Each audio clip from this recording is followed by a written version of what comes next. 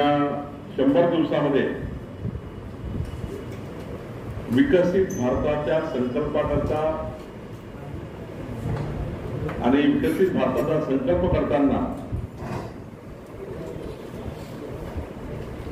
भारताच्या विकासावर 100 दिवसात 122 विकासाच्या विषयावर मोदी सरकारने निर्णय घेतले। मोदीजींनी लोकसभा निवडणुकीमध्ये जो मॅन्युफॅक्चर दिला होता, विकासाचा जाहीरनामा दिला होता, पहिल्या 100 दिवसामध्ये मी आपल्याला 122 मुद्दे देणार आहे। या 122 विकासाच्या विषयाचे निर्णय आपल्याला लेखी देणार आहे। पण हे करताना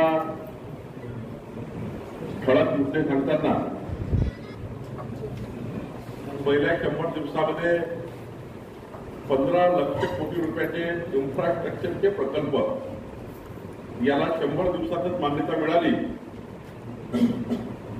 3 लाख कोटी रुपयाचे कामं सुरू झाले। त्याची यादी आपल्याला देतो आहे। आपण बघितलं असाल महाराष्ट्रामध्ये मागच्या वेळी मोदीजी आले, वाळवंटमध्ये 76,000 कोटी रुपयाचा वाळवंटचा जगातला सर्वोच्च बंदर, म्हणजे जगातल्या 10 सर्वोच्च बंदरामध्ये वाळवंटचं बंदर हा मागच्या 40 वर्षापासून न होणारा प्रकल्प, त्याला कामाला सुरुवात झाली। प्रधानमंत्री ग्राम सडक योजनेच्या 9व्या टप्प्याला मान्यता मिळाली, जेणेकरून ग्रामीण भागातले संपूर्ण रस्ते आता प्रधानमंत्री ग्राम सडक योजनेमध्ये संपूर्ण महाराष्ट्र आणि देशामध्ये होणार आहेत। जवळपास 49,000 कोटी रुपये प्रधानमंत्री ग्राम सडक योजनेच्या कामाला 25,000 गावांना देण्याचा निर्णय मोदी सरकारने घेतला आणि यामध्ये 62,500 किलोमीटर 25,000 गावांना 62,500 किलोमीटरची कनेक्टिव्हिटी होणार आहे। आपण बघितलं असाल किसान मित्र योजनेमध्ये मोदीजींनी प्रधानमंत्री किसान सन्मान योजनेचा 17वा हप्ता रिलीज केला। 9,30,00,000 लोकांना, शेतकऱ्यांना 20,000 कोटी रुपयाच्या रक्कम मागच्या हप्त्यामध्ये वितरित झाली आणि आतापर्यंत 12,33,00,000 शेतकऱ्यांना 3 लाख कोटी रुपये वितरित झाले। 3 लाख कोटी रुपये वितरित झाले। 24-25च्या खरीप पिकासाठी एमएसपी वाढवण्यात आला आणि त्यामुळे एमएसपी वाढवल्यामुळं 2 लाख कोटी रुपयाचा फायदा 12 कोटी शेतकऱ्यांना झाला। त्याचे सर्व आकडे उपलब्ध आहे। किसान मित्रमध्ये महाराष्ट्राला मोठा फायदा झाला।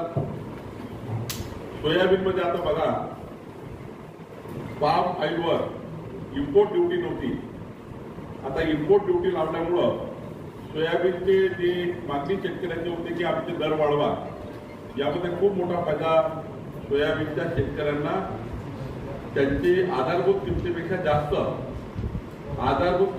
जास्त पैसा त्या ठिकाणी शेतकऱ्यांना त्या ठिकाणी सोयाबीनच्या विक्री मिळेल याचा मला विश्वास आहे। बासमती चावलबद्दल सुद्धा मोठ्या प्रमाणावर शेतकऱ्यांना किमती वाढण्याकरता बासमती तांदळाचे याकरता निर्णय घेतले आणि कांदा उत्पादक शेतकऱ्यांचे मागच्या काळामध्ये खूप रोज होता कांदा उत्पादक शेतकऱ्यांचा, त्याबद्दलही मोठी त्या ठिकाणी आता शेतकऱ्यांच्या किमती वाढल्या, शेतकऱ्यांच्या कांद्याच्या किमती वाढणार आहेत।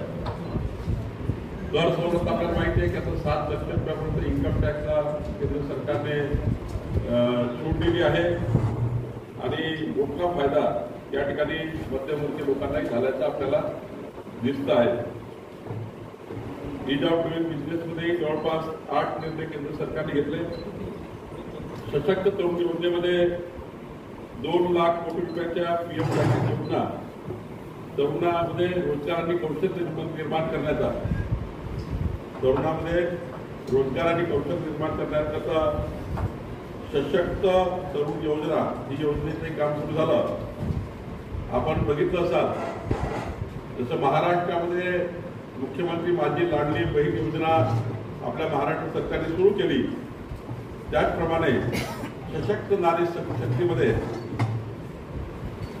दीनदयाल अंत्योदय योजनेमध्ये 10 कोटीहून अधिक महिलांना त्याचं एकत्रित करून त्यांच्या उपजीविकेकरता डिजिटल साक्षरता असेल, सामाजिक विकास असेल, 90 लाखावरनं अधिक बचत गटांना त्या ठिकाणी एकत्रित करून रोजगार निर्मिती करण्याची योजना तयार करण्यात आली आहे.